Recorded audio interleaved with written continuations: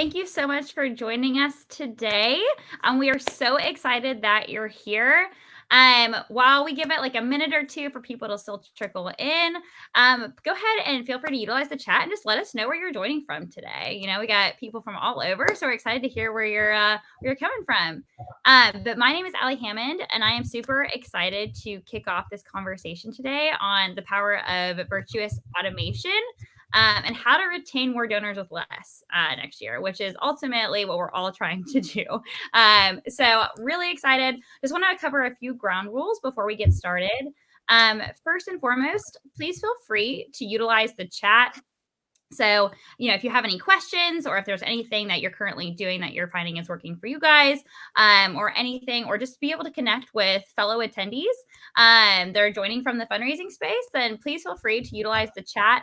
We'll also leave some room at the end for Q&A, but don't feel like you have to wait till the very end to be able to ask any questions. Secondly, the session will be recorded. The recap will be sent out tomorrow as well. So if you need a hot for any reason, I know it's a busy time of year, you'll be able to access the presentation and the recording as well tomorrow. So just be on the lookout for that. But lastly, we are so glad that you're here. I know it's a crazy busy time for everyone. So we're so thankful for your time today. We've got a lot to get into. So without further ado, I'm going to go ahead and pass it over to my good friend, Eric. Hey, good morning, good afternoon, good evening from all around the world coming to visit us here at Virtuous. We're so excited. We got a great conversation here this morning or this afternoon with my good friend, Ben. He's going to walk through a little pieces of what we have going on. But in order to do so, I have to take a step back and talk a little bit about responsive fundraising as well. I'm Eric Tomas. If you haven't met me before, I like to share that I'm a recovering fundraiser. The work you guys do matters, especially this time of year. I come from the nonprofit space. I spent about 25 years on the front line fundraising. I've made a little over 4,500 face-to-face visits asking for money to support some worthy cause around the country. And I'm really grateful to have the opportunity to represent Virtuous and talk about the nonprofit industry with all y'all today. So what I want to cover today in this next hour is we're going to talk a little bit about what responsive fundraising is. We're going to have Ben run through a high-level demo and some takeaways, but please, as Ali shared, please keep asking questions throughout the chat, and we'll keep rocking and rolling throughout this process. I do a lot of speaking for us at Virtuous, and one of my favorite things to do is to share this quote, and it's so impactful for me, especially like just going through and sitting in the chair that you guys are in right now, and it's from my mentor, Egalani Jeb, the founder of Save the Children.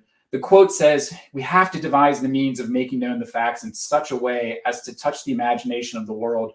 The world is not ungenerous, but unimaginative and very busy." And I want you to take a step and start thinking through that, right? Like right now, we've got a lot of noise. We've got Christmas, we've got holiday parties. We have a whole host of stuff that's happening right now. Average person gets 500 emails a day. There's all these SEO and sponsored ads and all these different things that are happening around us right now. That's a lot of noise. How do we get through the conversation to our donors and our prospects and our volunteers in the heart of the giver, right? The crazy thing about this quote to me, and it always gives me chills when I share this with folks, it's 115 years old. Think through when Egalani Jeb made this quote back then, how busy her life was. It took me 15,000 phone calls to sit with our donors, to start having a conversation, to be able to have that opportunity. Same thing goes with you guys, right? Like the direct response. People are opening mail, but they're not responding because they're ungenerous. They're just busy. It's holiday. Things are going on. And that's where we are at Virtuous. We wholeheartedly believe that giving is personal. Our donors are expecting that personal connection to the cause they care deeply about. To me, I grew up in the Boy Scouts here in Pittsburgh, learning on a daily basis how to take care of our community, being trustworthy, being loyal, being helpful, watching Mr. Rogers on TV and helping our neighbor out all day long. And at the end of the day, I want to hear from the Boy Scouts on my birthday or annual anniversary or whatever it might be, just to have that one-on-one connection. But the problem we're seeing across the board in a nonprofit space is that, when I took over one of my nonprofit organizations, I inherited all of these technologies, these campaigns, the volunteers, the board, all the different components that are out there. And we are stuck doing the same thing over and over again. And I think through this, right? Like when I was at a nonprofit organization, we acquired all these new names right? We did our job. We got out in the community. We went to Rotary, went to, all the different places. And what did we do? We put those names in our marketing communication program, and we communicated with everybody the same way. For the Boy Scouts, we said it's popcorn season, right? It's Giving Tuesday. It's year-end fundraising. We want you to do. It's very one-directional. And what you're seeing across the board in the nonprofit industry is we're losing 76% of those people that we acquired into our organization, and we're only saving 24%. Instead of having that two-way dialogue that, frankly, we're used to, right? Like you go into a hotel, it'll say, "Welcome, Mr. Tamales," on the television. When you go into Uber, it's saying, "Drop Eric off on the right." Like you're used and systematically used to this. So like, I think through like in my own house, my wife and I have one Netflix account. We have two separate profiles in there. I'm not seeing her stuff. She's not seeing my stuff. But when I finish Stranger Things, Netflix is listening to us, and it's going to suggest that next TV series based on my personal preferences. We're used to this. And so that's where the world is coming. And I think our donors are expecting that personal connection at a larger volume today. And so you're seeing this. I talk about this a lot. This could be an hour and a half long discussion about this generosity crisis that's out there. I'm telling you, it's real. That in the next 40 years, people will not be contributing to organizations for a multitude of reasons. But when you start looking at Dr. Adrian Sargent did the research a couple of years ago, he identified the real reason why is because the lack of impersonal messaging and asking and acknowledgement. I give you a real life example. My wife just donated to a mission that is near and dear to her heart last week. They sent me a thank you card. That's a big no-no, right? That's not personal, that's not connecting. And so people are leaving the organizations and not contributing as much as they should be because of those impersonal asks. And what I'm here to share with you is this idea of responsive fundraising. Responsive fundraising is the core methodology to our technology here at Virtuous. We do believe in this two-way behavior, personalized experiences. And what you're going to see is this increase in average gift, increase in retention. We're going to decrease our staff time by doing some of these technology shifts that Ben's going to talk through, and it's going to enhance your day-on-day basis and help your over year. And at the end of the day, the insight and the result is donors will continue to give when they feel connected with and have confidence in an organization they care deeply about. They want that personal connection, and they need it, and they want to be able to grow generosity within our organizations. They're not ungenerous. They're just busy, and they want that connection between us. And so that's this whole concept of responsive, right? And so where we start is up in that top left corner where we want to start listening. We want to identify those key signals and we'll learn why our donors give. We want to connect with them personally, create those automatic touch points that you're going to learn here shortly, and to be able to grow generosity. We want to suggest those next steps. Those next steps don't always have to be an ask. Right? Like we want to raise money, but we want to raise awareness and cultivate and build relationships and maybe get some people to learn more about our organization or volunteer or get engaged, right? And then at the end of the day, the things that we don't do enough of here in nonprofit is learn from our mistakes. Just because we did it last year doesn't mean we have to do it again next year. And so imagine for a moment, here's a great automation. I'm going to tee you up later on this, Ben, is just imagine for a second that, we got Steven, who just attended one of our galas, and an hour after that event, he got an email. And in that email, there was a survey. Personally, if we're not surveying, that's the core tenet of listening, right? Like we need to survey, we need to listen to who our donors are, what their interests are, what channel, we need to meet them where they are. Are they text messaging? Are they mailing? Are they emailing? Are they in person? But the easy way to do it is ask the 3 questions. Do you want to learn more about our organization? Do you want to give? Do you want to just get involved, right? The 3 basic questions. A day later, Ben made that phone call to Steven and said, "Hey, Steven, thanks so much for being at our event. We really do appreciate your involvement and experience." And then 2 days later, Steven gets a text message based on his survey results. He wanted to learn more about our organization. And what did he do? He went to the website. He actually made a donation, unbeknownst to us. And then 2 weeks later, he got a postcard in the mail. Closing that loop, hyper-personal, multi-channel, very two-way directive. And the only time one of our staff members, Ben, was involved was a day after the event. Everything else was automated and done in the background to help make our jobs a lot easier. What if we can do this at scale? What if We have Barnabas that gave his first gift to the university. Now he's on this new donor journey welcome series. We've got Courtney, who she's a live bunt, hasn't given in the last year, but she gave last year. Now she's getting an email, a text, a phone call. We've got Neil, who just wanted to learn more about our organization, put him in that customer awareness journey of like learning more about who we are. And then we've got Jenna, and you guys all know, like last week, what it was, Cyber Monday. How many people put something in their cart in Target or Amazon and then got an email 2 days later saying, hey, did you forget something? Right? Jenna, she's not ungenerous. She's just busy during giving season. Or maybe your giving page has too many boxes to check, whatever it might be. But we need to recover her opportunity to get back into our organization. That's what's great about doing these dynamic campaigns that we're going to show you here later this afternoon.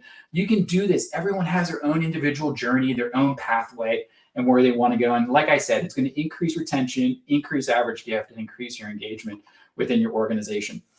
I would be lying to here say if I can't talk about our platform. We have all the things, right? All our technology pieces all talk to one another. It's built on this responsive fundraising platform. The CRM is our donor management system, our online giving forms, our marketing automation, our events, our signals, and it's all connected with automation.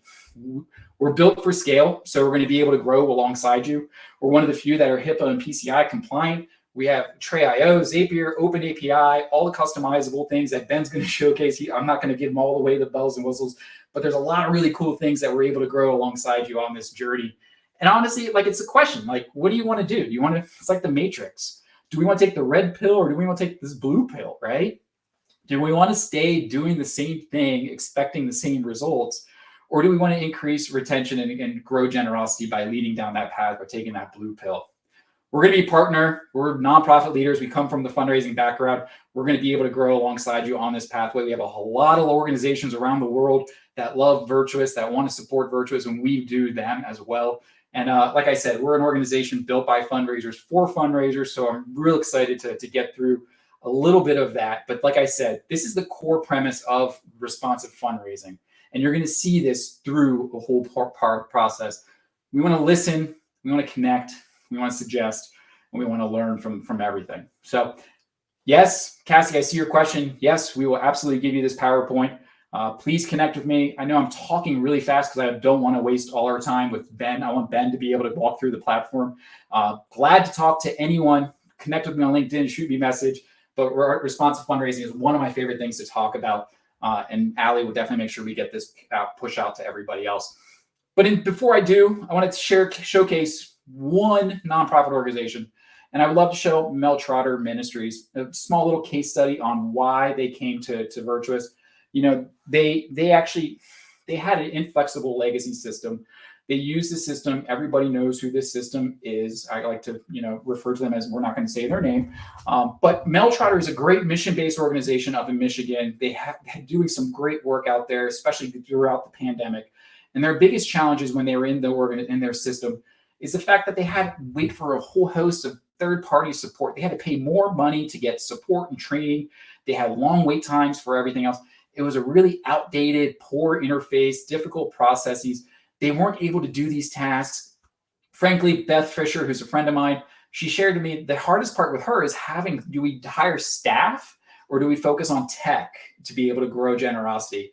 And 20 years ago, I would have hired staff all day long to raise money. But today's, generation with the great resignation, the great migration, whatever you want to call it, she leaned into this tech world. And so what she did is she got her house in order, basically put everything into this platform, learned more about responsive, had actionable data, created those opportunities, had that support with her, and she moved everything into this idea of automation. She set up an automation on an annual basis that thanked every donor immediately when they gave. And she had a monthly donation page and everything else, that paid opportunity. And I love sharing this story is on her second day of being live in Virtuous, she had 26 new donors just through their automation. She's process obsessed right now. So automation, and Ben, I hope you'll show this, you can do internal automation as well as external. So one's to keep us honest and be able to focus on where we want to go, but also what the donor, giver, volunteer gets engaged with. And so key thing, we give you the full package. the CRM, the fundraising, the volunteer, the marketing tools. We want to help grow those donor journeys with you. We'll help you with the donor scoring, do task automation and communications. All that holistically talks to one another. Ben, I talked a lot fast. So I'd love for you, if you have some time, to share with my friends the high-level overview of Virtuous. I think we can definitely do that today. Awesome. So let's get my screen shared here as well. And if there's any questions, please put them in the chat. I'll be side by side for sideline coverage here with Ben. All right, appreciate that. And just confirming, we're all able to see we're good. My Virtuous dashboard here. Love it. All right, well, in that case, welcome to Virtuous, everyone. Great to have you. Just for some context here, my name's Ben. I'm one of our solutions engineers. So Eric did us the service of providing really the philosophical basis of Virtuous. And then I'm going to take us through more of that technical side of things. And that really is the big idea today, is that Virtuous is the marriage of that responsive fundraising ideology with the actual technology in the platform. All of that working together to kind of support each other from either side. So what we're going to do for now, kind of going to go through the front door of Virtuous, talk about a couple of important threads just to be aware of at the ground level. And then level by level, we're just going to go up and see some of those cool, fun, shiny toys that we can start adding to our processes. So really two threads that I want to introduce to us at the ground floor for now. The first is going to be a huge part of responsive fundraising being making sure that everybody has access to the data that they need when they need it, right? We want to reduce those bottlenecks in that flow of information.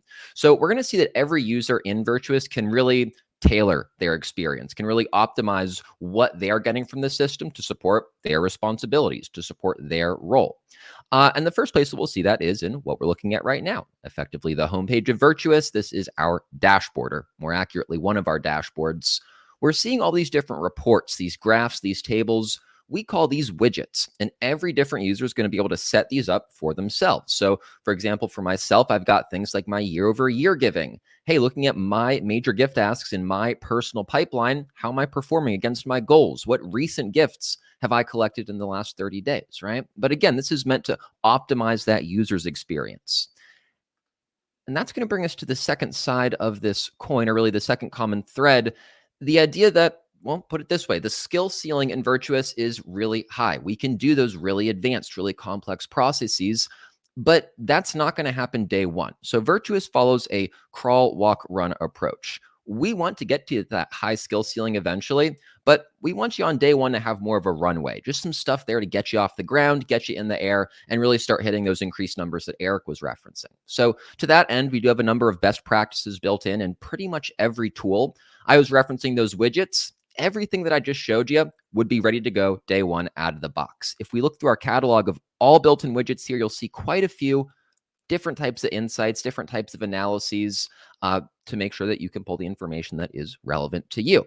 Now, we're keenly aware, of course, everybody's going to have more custom, more unique data needs as well. So we do have a custom report builder. Back to Eric's joke earlier of, I'm not going to mention any names, not going to mention any other platforms, but unlike perhaps some other platforms, in Virtuous, you don't have to be that database admin level of skill to build a custom reporting tool. It's a really intuitive, really straightforward process. So just as a quick example here, I'll maybe pull up a project overview.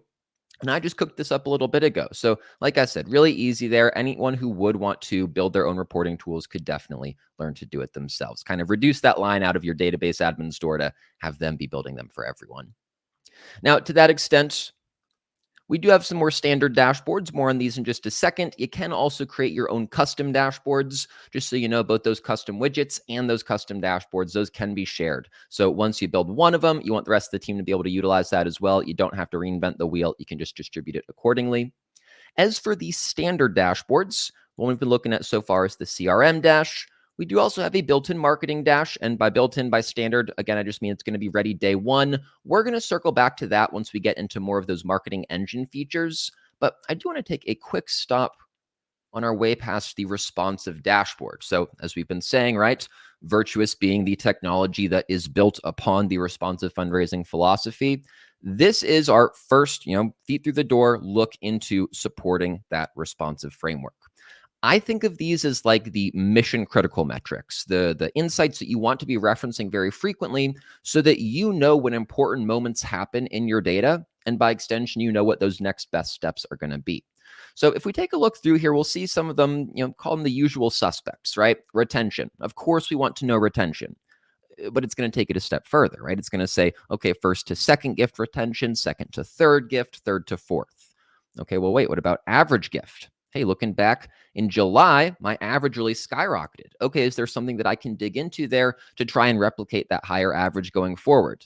Okay, well, wait, hold the phone. August, September, not quite as hot, right? Is there something there that maybe we can avoid going into the future to make sure that we, again, don't fall into that pitfall of a lower average? But we're also going to get some more unique insights, things that would just objectively be significantly more difficult to pull from most other systems. Things like touch points per contact, right? Really broadly, just across our engagement landscape, what does that look like? How do events versus email versus direct mail stack up? Well, okay, what about people engaging with us online? For our web visitors, are these known visitors, folks who we do have in our system and who we can recognize, or are they unknown folks, maybe possibly new donors, new prospects? Okay, well, does that engagement look more email clicks or actually folks landing on the website? And then if folks are landing on our website, but then not actually giving a gift, okay, well, what non-financial actions are they taking? Are they filling out lead forms? Are they signing up for our newsletter? Are they signing up for volunteer opportunities? So again, just really that multifaceted look into our data so that we know what important moments are happening. We don't have to spend that time, spend that bandwidth hunting them down.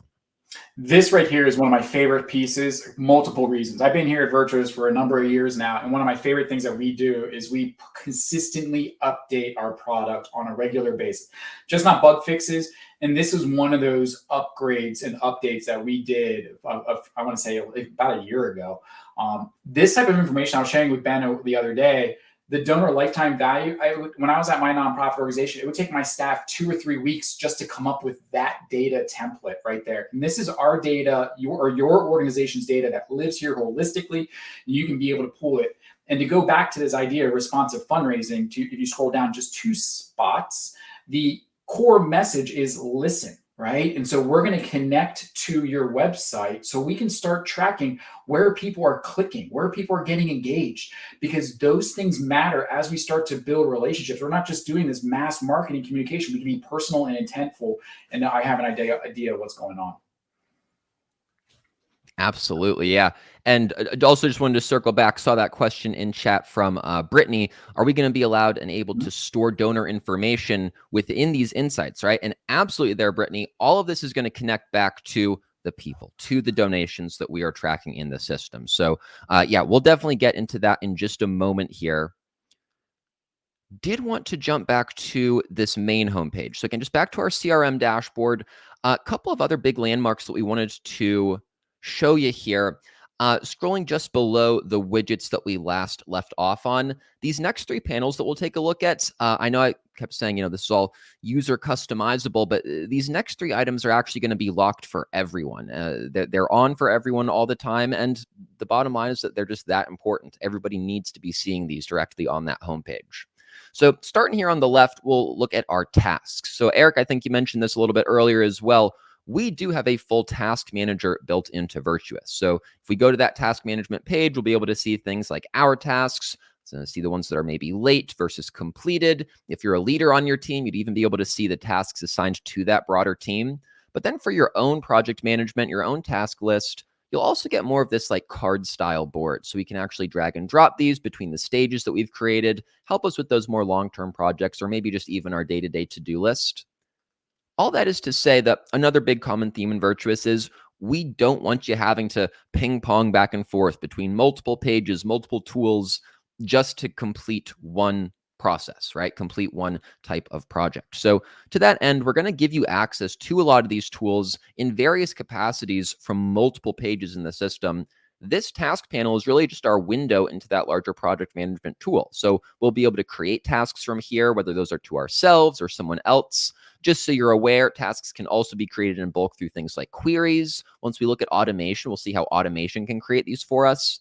But one of the coolest things is that even outside of a fully built out automation, a fully built out donor journey, when you don't really need that full complexity, that nuance of a donor journey in a workflow, but you still want to rely on the system as more of a virtual assistant, we can create just singular standalone automated tasks. So they're all going to be in response to a milestone. This is effectively a trigger that will create that task. So really common example, maybe the executive director on your team wants to know at the end of every day, hey, who are all my donors who gave a gift of $500 or more, or $1,000 or more?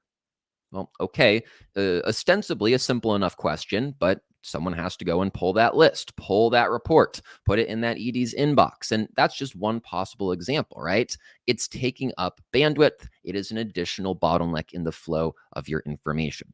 So let's just remove that from the equation. I can replicate that exact scenario. We'll say, okay, our milestone, our trigger is when a single gift threshold is exceeded. We can set that threshold here, whether it's 1,000, 500, whatever you'd like. We'd be able to set our task type, set the owner or the user that task will be assigned to, and then we simply save it. Whenever that gift comes through, it's going to land on my to-do list. It's going to land on Eric's to-do list, saving a little bit of time across the whole team. Now, these next two tools that we'll look at are really where we start seeing responsive fundraising hit its pace.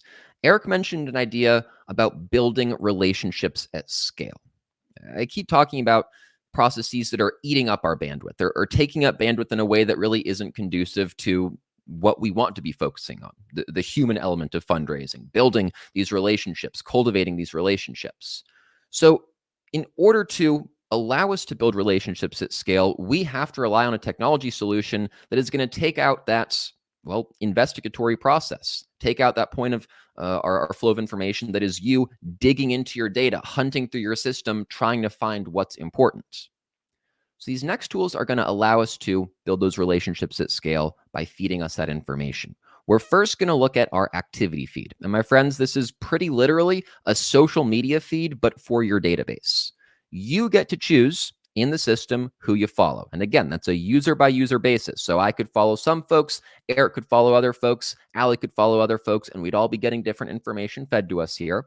But whether this is a donor in our portfolio, maybe a prospect that we're working on, maybe just a board member that you want to keep tabs on, doesn't matter. Whenever anything happens with them, that is going to be fed up to you here. That could be them giving a gift, clicking a link from an email, or just opening that email. That could be them landing on your website, RSVPing to an event, even an update in their data, all going to be fed up to you here. So you're just focused on, hey, what's my next best step, right? What is my response to this information? Well, and I just jump in here for a second. As a frontline fundraiser, what I would say here is that's the core message, right? With listen. And then the other piece is, Ben, when you click on a link, I don't want to call you immediately, right? Like you want to take some time and learn, right? Like, so call them in a non-creepy manner, right? To be able to enhance our jobs and getting out there to, build that relationship authentically, right? Absolutely. And kind of taking in that, well, non-creepy manner, right? Figuring out what's appropriate, perhaps. Right. That's where we start seeing that holistic view of generosity from the Virtuous lens. Right. So we're going to see that idea really go from 0 to 100 in this next table here. Our Virtuous relationship building recommendations. So a couple of things happening in this space. First of all, Virtuous has an algorithm running in the background constantly. It's always looking at how your donors, how your people are engaging with your organization. And it's going to combine that with a couple of data points, these Virtuous scores. We'll get to those in just a second. But through all of that, it's going to determine what are your best calls to make today. So literally, you've got 20 minutes between meetings. You've got 30 minutes at the end of your day. What is your best use of that time? Who can you call, get on the phone, and be most effective in making an ask? So that brings us to our Virtuous scores. And this is back to what Eric was talking about of like making that appropriate ask, right? The Virtuous scores to help us determine how to best engage with that donor, but where they are, not necessarily where we might want them to be, right? Where they are. So, of course, financial score versus social score. Let's start with financial score. This is going to be based on 3 factors. So recency, frequency, and the monetary amount of their giving history with you. You'll see some of that information in that center column there. Really simple. Based on that, the higher the score, the better of a candidate they are for a financial ask, the more primed and ready they are for, to receive that financial ask. So someone like Don and Mike, great financial score of 99. They're in that 99th percentile. Yes, we want to make that ask. It is even going to give you the suggested ask amount. Now, the really cool thing, by default, that suggested ask amount is going to be based on their giving history with you, right? But Virtuous actually integrates directly with donor search. Some of y'all might be familiar with that. Virtuous is actually the deepest integration with donor search, allowing us to actually use that data as actionable data points. I'll talk about more once we get to our contact record. But what I'm getting at is that ask amount will actually broaden its scope by referencing that more broad wealth data. So we can actually see, hey, Bill Gates might have given us $10, but using that wealth data, we can see, okay, Mr. Bill here can give us quite a bit more. We might see a higher ask there. Now, that brings us to the other side of the coin, our social score. This is going to be there to help us identify who our possible social champions, right? Our possible social ambassadors might be. So it is also going to be based on 3 factors. One is going to be using the Virtuous geolocation services, the donor density in their area. How many other donors live near them, right? It's also going to look at their relationships in Virtuous. So think of that as like their gravity in our network. How many people that we know do they also know and have that connection with? And the last thing, and this is another thing that we'll look at once we get to our contact record, is going to be our Virtuous social insights. So as long as there is an email attached to that record, it's actually going to scrape the internet for any publicly available data. Say, hey, maybe this person has 100,000 followers on Twitter. We might want to ask them to repost our most recent social media post. Maybe invite their friends to our next event, right? Just boost our signal so that we can utilize that increased social network. Now, all of this information can be filtered. So whether that's by your portfolio, your chapter, whatever that might look like, it will allow you to focus on just the contacts who are relevant to your operations. That also makes your thank you calls easier to manage as well. This is going to be a larger list across the system, everybody who's given a gift and needs to receive that thank you call. When you're going down this list, you can add your call notes and cross them off as you go. You can also create tasks if you're going to do that later, or if you'd like to assign someone else to do that later. The great thing is if Renee and Christine here, if they're on the list for me and Eric and Allie, and Eric calls them and knocks that off, well, they're going to be removed from both my list and Allie's list as well. So we're not accidentally calling folks multiple times. We're acknowledging those gifts in a streamlined manner. And just for a cherry on top, you'll also get some retention information here. Whenever someone is either late on either a pledge or a recurring gift payment, or they've gone 12 months without giving, they will be tagged as lapsed. You might also see some folks marked as pre-lapsed. That just means they haven't given in 6 to 12 months. Bit of a heads up. Hey, we want to re-engage these folks, kind of reel them back in before they have a chance to lapse any further. I'll pause there. Did we have any questions in chat before we get to our contact record and subsequently some automation? I have not seen any yet, but if someone has any questions, please feel free to share. And I say we jump over to the contact record, Ben. Let's rock and roll.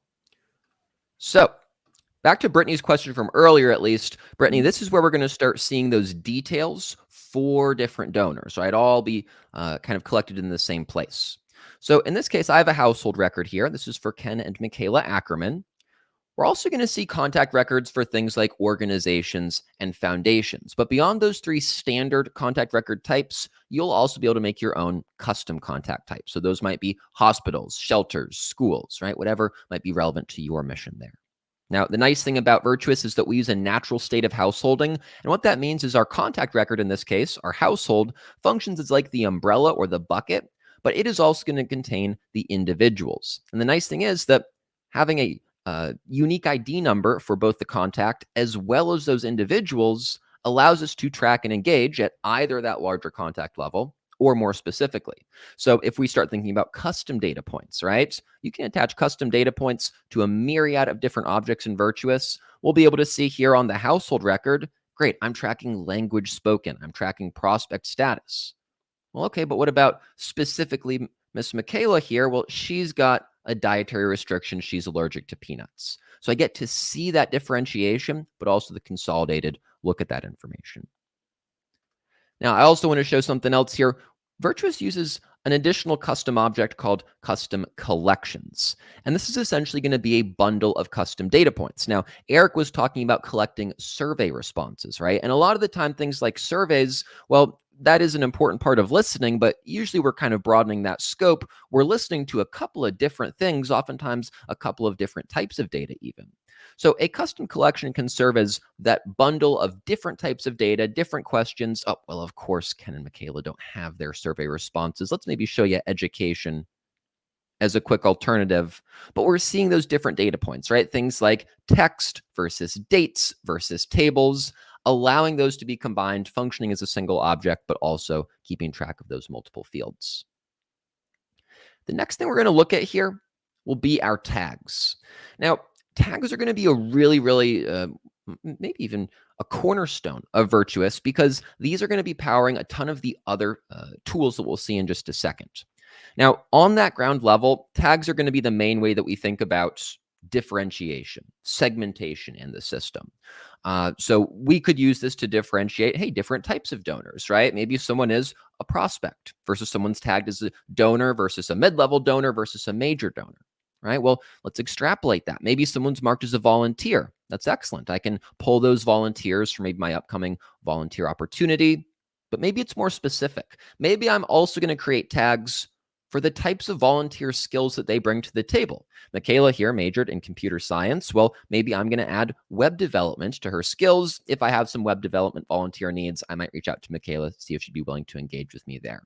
But again, this can be a number of different segments. This could be, hey, someone would like to receive the newsletter. Someone would only like to receive event invitations. Someone only wants one solicitation a year. However, you might need to segment out your donor base. Where this really starts saving us time is when you start thinking about any data updates that you make on any sort of recurring cadence. So let's take a major donor example. Maybe your criteria, right? Your definition of a major donor is going to be anyone who's given $1,000 or more year to date. Well, okay, again, maybe currently you're having to go and pull a list, go and pull a report, figure out, okay, since the last time I determined this, who is now reaching my criteria of a major donor? Okay, excellent. We have that group of folks. Let's apply, a constituent code or a custom field, something to that group to identify that. Okay, effective enough, but it's still that bottleneck. It's still kind of adding friction to our process. Let's shift that responsibility to the computer, add that force multiplier of automation. We can say, computer, whenever someone passes that $1,000 in lifetime giving, add that tag for us to indicate they're a major donor. And then that may automate additional follow-ups or additional engagements for that major donor. We'll also see things like wealth data. Again, going to be that direct integration with our partner donor search. In this initial panel, we'll see some basic details, right? Things that you're probably used to seeing, like estimated capacities or maybe donor ratings. But when we look at all wealth data, we're going to really open Pandora's box here, seeing an incredibly granular and incredibly specific breakdown of that wealth data. And the great thing about this is, again, Virtuous has the deepest integration with donor search as one of our partners. And what that means is all this wealth data is actionable. It is natively integrated.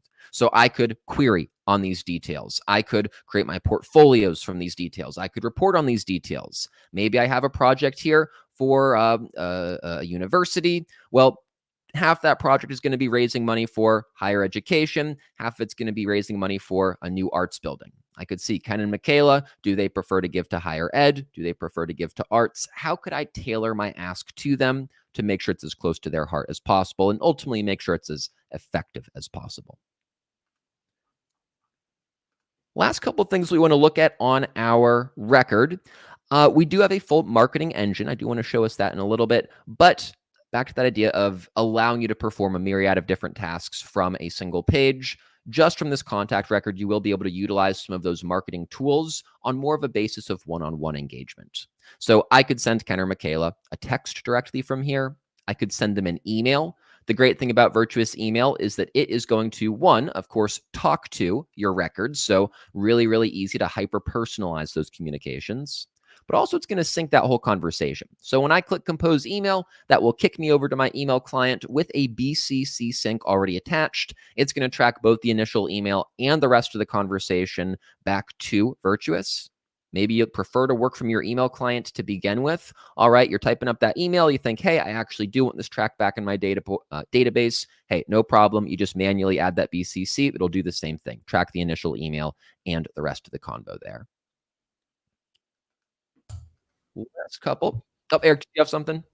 Yeah, I was just I saw Travis's question in here, and I want to talk a little bit about retention. And you're absolutely right, Travis. Retention rates are going down, giving is going down. And I think that quote you pulled out is from actually the Fundraising Effectiveness Project, which showcases that yes, donor decline across all different channels and all different levels are decreasing significantly, whether it's the small donor or the major donor, all across the board.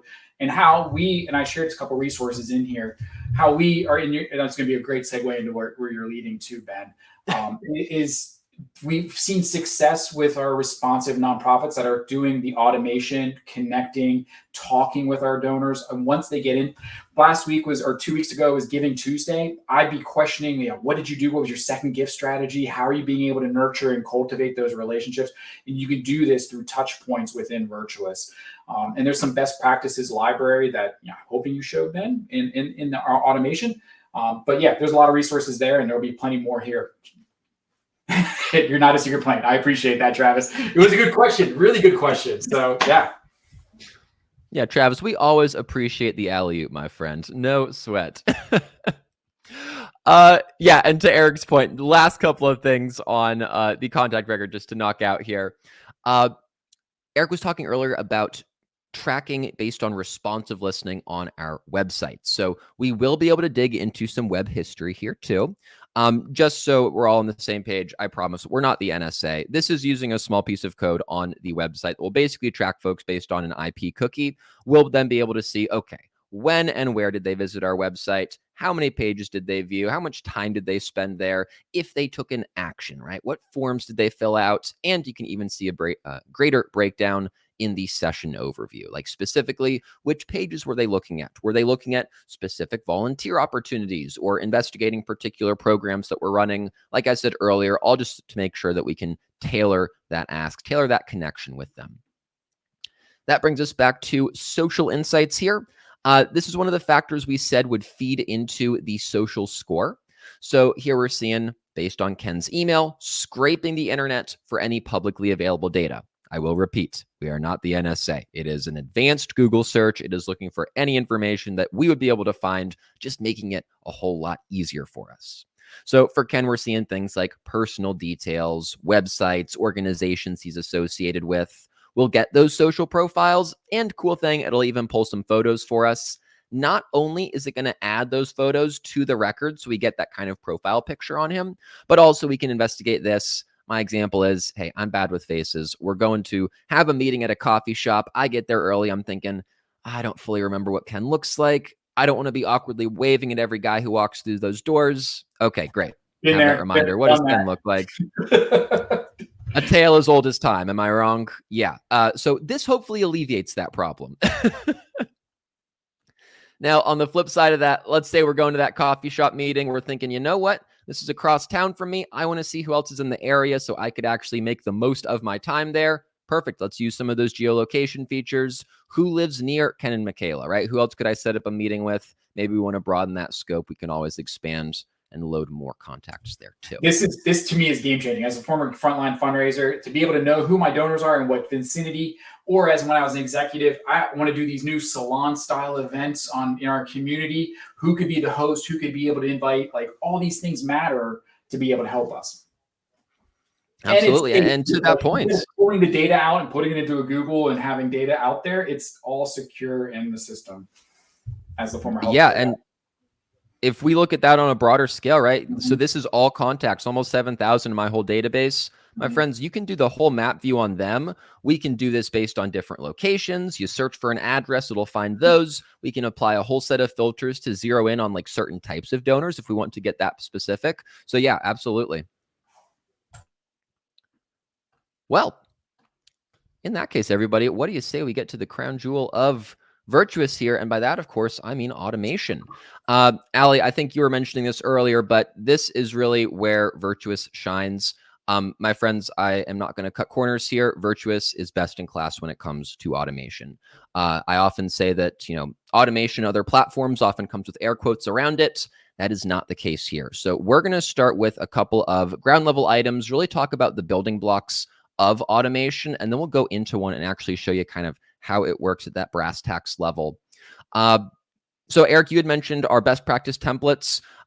Again, y'all, we really abide by that crawl, then walk, then run approach. Automation, the sky's the limit. Any process that you would really want to shoulder on to the computer, you're going to be able to do so.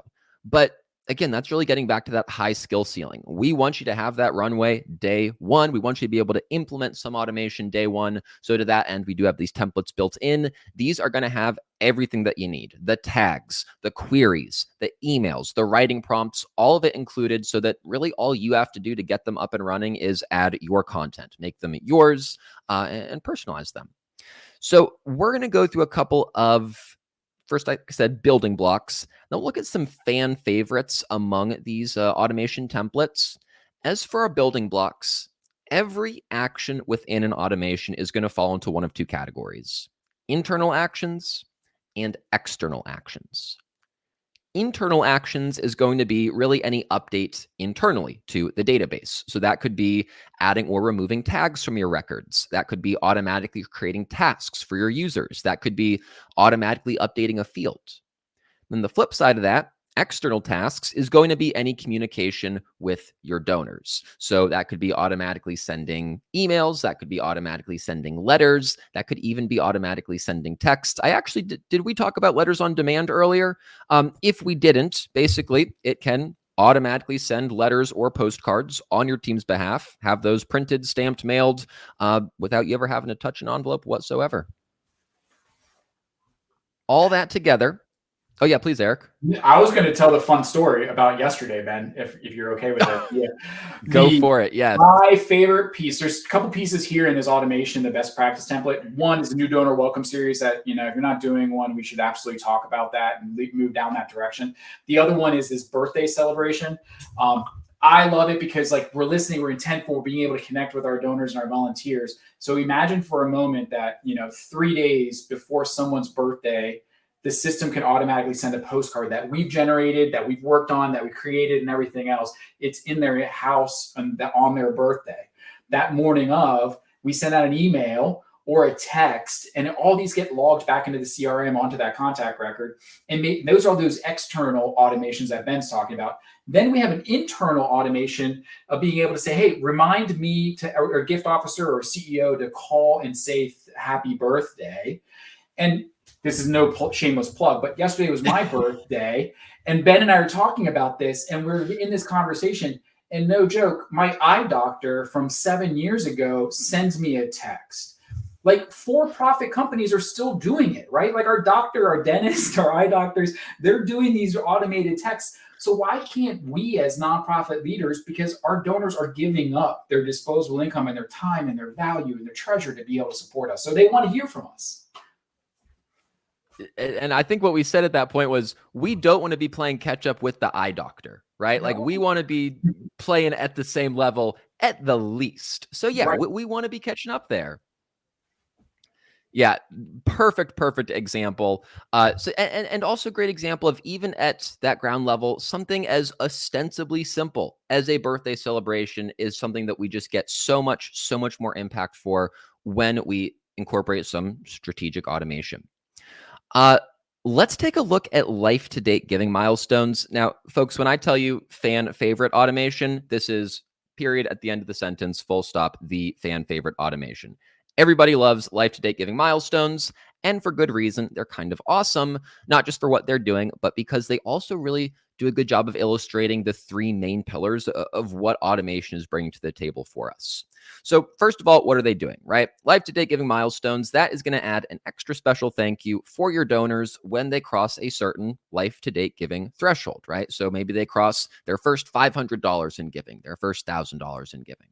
So let's say Eric gives his most recent $150 gift to his favorite organization, gets his normal transaction confirmation, gets his normal acknowledgement email. Great. Thank you, Eric. Appreciate your $150. Business as usual. Awesome. Well, okay. But then the next day, Eric gets another email that says, hey, Eric, actually, with your last gift of $150, we noticed that you crossed $1,000 in lifetime giving. Thank you so much for your continued support, your continued generosity. It means the world to us, right? We're seeing so much come into play with that one instance. For one, we're achieving that level of hyper-personalization Eric was talking about earlier. That extra special thank you is referencing the gift that they just gave, when they gave it, how much, what they gave to. It's referencing what threshold they just crossed. So that donor knows, hey, we're paying attention to you. It's minimizing the amount of time it took for us to notice that important moment. This is not 6 months down the line. We happen to run a report. Hey, would you look at that? Eric crossed $1,000 6 months ago. Let's send him an extra letter. Again, Eric's probably sitting there getting that letter going, thanks, I guess. That was 6 months ago, though. Losing a ton of the impact, right? We're diluting it. And then last but not least, we are not just minimizing the staff time it took to accomplish that. We are eliminating it. The computer, notice that important moment. The computer hyper-personalized the follow-up. The computer actually executed. So we're achieving so much more impact with actually a massive reduction in the amount of human hours it took to facilitate it. So that brings us to the one that we actually are going to dig our teeth into here. That's going to be our new donor welcome series. As Eric was saying, this is one of the most effective additions to any fundraising process. If you're not doing one, you really ought to start looking and thinking about how you might incorporate that into your strategy. Headline metric here, donors who are engaged in those first 30 days after their first gift are going to have an average of a 300% greater lifetime value as opposed to a donor who was not engaged in that honeymoon period. We need to be capitalizing on that. And most of the time, the new donor welcome series is kind of a 1-2 punch of the most effective way to do that, and also the easiest way to do that, right? We're getting a lot of return on investment with this. So let's take a look at what's happening with this automated new donor welcome series. The first thing you'll probably notice is that we do have 3 branches happening, and this is effectively branching logic in your workflows. So in this instance, let's say someone gives their first gift. Okay, they'd be looped into the first-time donor journey. But okay, what if that first gift that they gave was actually a recurring gift? Well, okay, maybe they'd be looped into a different follow-up. Well, okay, what happens then when they give their second gift? Okay, again, we have a different follow-up there, right? So we're able to add that nuance to how we want to focus on different types of donors, different levels of donors, whatever that might look like. Now, we'll focus for now on the first-time donor chain here.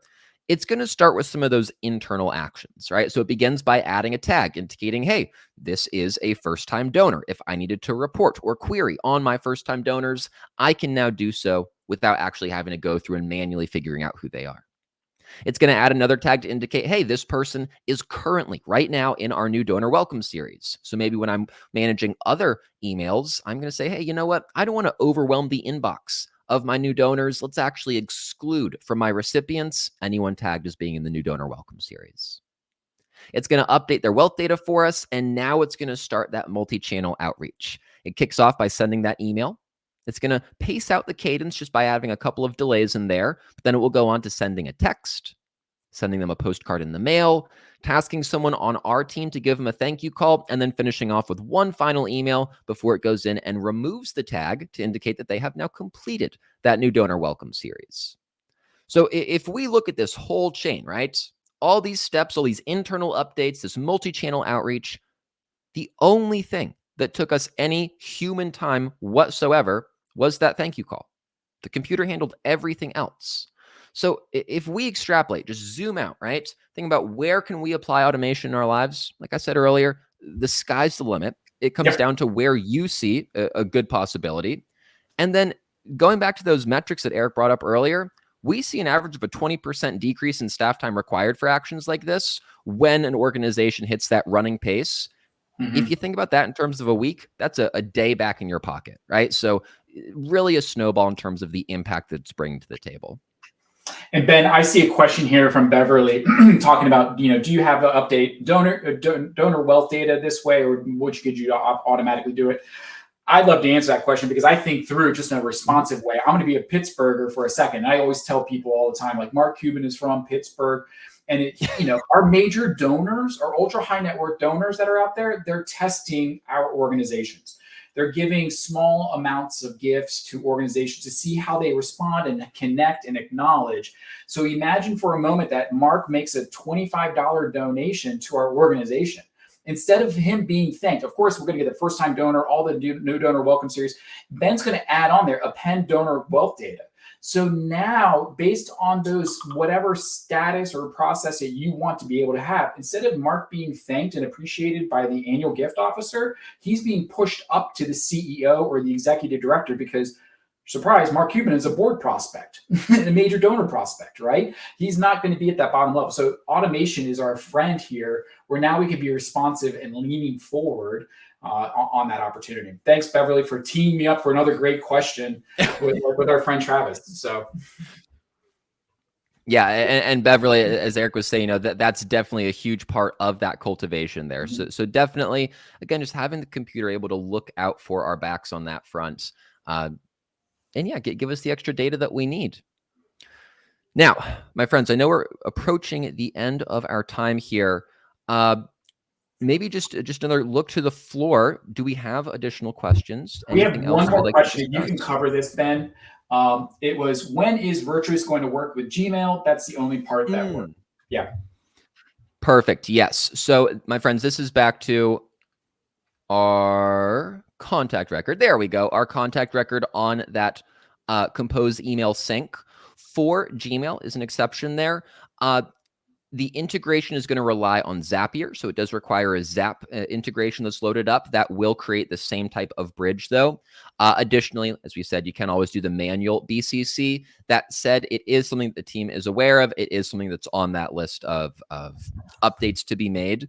I will also mention, if y'all are ever interested in what that update or really what the product roadmap looks like, just remember that is always going to be in your upper toolbar in the top right. Product roadmap is one of the first 3 buttons you'll see. So we can always take a look at this. Virtuous is tuned in. Hey, you know, listening applies to us as well. We listen to you all. There are a ton of features in Virtuous that are either there or there in their current form because of feedback that we have received from our users. So yeah, short answer, definitely something that the team is aware of. There are a handful of workarounds, but it is on the roadmap to be updated. Awesome. Ben, Allie, I'm going to tee it up to Allie now if there's no other questions. Yeah.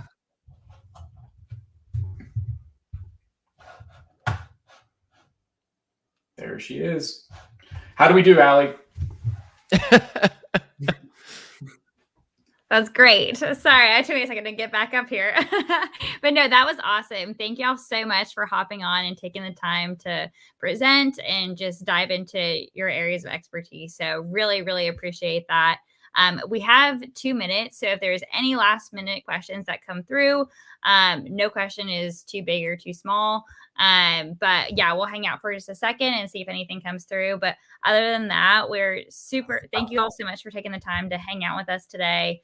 And just dive into a little bit more about automation and how that can help you guys within your organization, especially, you know, saving time, being able to connect more personally and actually put more of a human element back into fundraising and kind of eliminate some of those just tedious tasks. Also, I want to say that this will be recorded as well and sent out. And the recap, along with the presentation and the recording, will be sent out tomorrow as well. So in case you missed anything or I want to go back and look, you will get that in your inbox tomorrow. It looks like from Anita, we got how to print out thank you letters that the CEO can add handwritten notes to. Absolutely, Anita. I was actually talking about this with another org just the other day. So really the best way to do that is going to be to set up a query that will capture, put it this way, the type of thank you letters that you would normally have that CEO add the handwritten note to. Maybe that's all of them. Great. Maybe that's I suspect a more specific subset. So again, you set the query to capture who those donors are, what those gifts are going to be. And then in the download CSV button in the top right of that screen, you'll be able to choose what fields will be in the CSV file that you pull of those gifts. Simply taking that and then having what I would recommend at least is a Microsoft Word template for those gifts.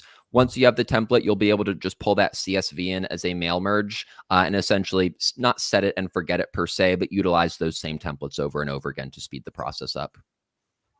Love that, dude. Awesome. Well, I know we're at the top of the hour, so I want to make sure we give everybody, be respectful of your time. But thank you guys again. Thank you, Eric, Ben. Thank you so much for taking the time to hang out with us. And thank you, everyone that's on this call today, for coming and just hanging out. If you has any questions at all, please don't hesitate to reach out to any one of us. We are more than happy to help with resources or just, any type of workflow type examples, or just maybe like a playbook or something like that to be able to have as well. So please feel free to utilize us as a resource. So wishing y'all the best. And I'd love to say too, oh, did you see all those? What happened there? Oh, I think it's like this thing. It's like the new feature. I don't know. Wow, that's cool. But I'm going to put my hands down. What I want to say is thank you so much. Good luck to the end of the year. I know a lot of money is raised. A lot of hard work is done. We're in your court, to Allie's point. We're here to help. So hit the ground running. I'm not going to say how many days left to the end of the year, but good luck. We're going to celebrate with you in January. Awesome. Well, thank you guys. Have a good one. Have a good one, everybody. Bye. Bye, guys.